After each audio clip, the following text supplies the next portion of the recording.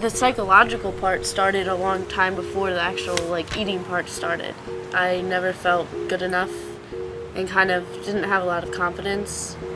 When I get frustrated most when I'm doing my homework because I have so much trouble organizing my thoughts. I can get 50 ideas in my head at once, but then they'll all mesh together and I won't be able to focus on anything. I'm sitting there thinking about how uncomfortable and how I just want to rip my skin off because I can't turn off this jitter inside of me.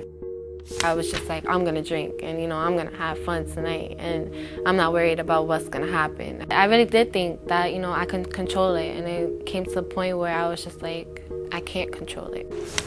When people invalidated my depression, when they told me that it wasn't real, it made the depression worse. It felt like I could never be understood.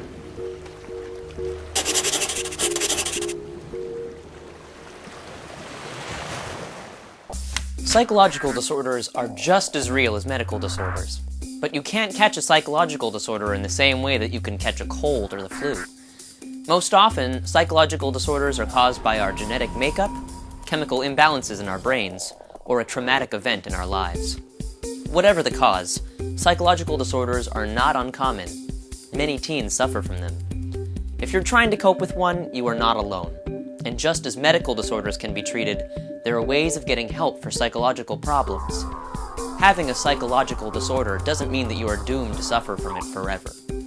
In this program, we'll hear from 5 teenagers who have experienced disorders that are common to adolescents. Each has gotten help and is coping with his or her disorder. We'll also hear from a psychologist who provides additional insight about each of these disorders. Our first story is about a teenager who had an eating disorder.